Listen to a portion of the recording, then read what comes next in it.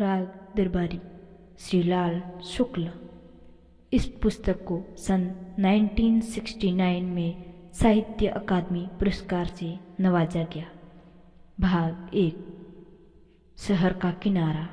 उसे छोड़ते ही भारतीय देहात का महासागर शुरू हो जाता था। वहीं एक ट्रक खड़ा था। उसे देखते ही यकीन हो जाता था इसका जन्म केवल सड़कों के साथ बलात्कार करने के लिए हुआ है। जैसे कि सत्य के होते हैं, इस ट्रक के भी कई पहलू थे। पुलिस वाले उसे एक ओर से देखकर कह सकते थे कि वह सड़क के बीच में खड़ा है। दूसरी ओर से देखकर ड्राइवर कह सकता था कि वह सड़क के किनारे पर है। चालू फैशन के हिसाब से ड्राइवर ने ट्रक का दाहिना दरवाजा खोलकर डैने की तरफ फैला दिया था। इससे ट्रक की खूबसूरती बढ़ गई थी। साथ ही यह खतरा भी मिट गया था कि उसे वहां होते हुए कोई दूसरी सवारी भी सड़क के ऊपर से निकल सकती है। सड़क के एक ओर पेट्रोल स्टेशन था, दूसरी ओर छप्परों, लकड़ी और टीन से सड़े टुकड़ों और स्थानीय क्षमता के अनुसार निकलने वाले कबाड़ की मदद से खड़ी की हुई दुकानें थी।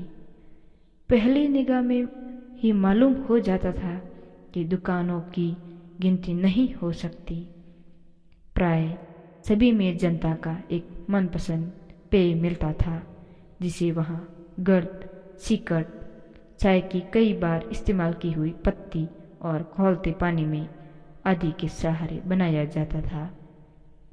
उनमें मिठाइयाँ भी थी जो दिन रात आंधी, पानी और मक्खी मच्छरों के हमलों का बहादुरी से मुकाबला करती थी।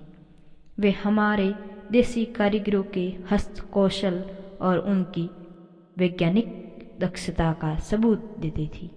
वे बताती थी कि हमें एक अच्छा रेजर ब्लेड बनाने का नुस्खा भले ही न मालूम हो, पर कूड़े को स्वादिष्ट खाद्य पदार्थों में बदल देने की तरकीब सारी दुनिया में अकेले हमें को आती है।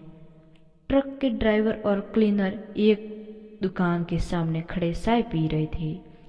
रंगनाथ ने दूर से ट्रक की ओर देखा और देखते ही उसके पैर में तेजी से चलने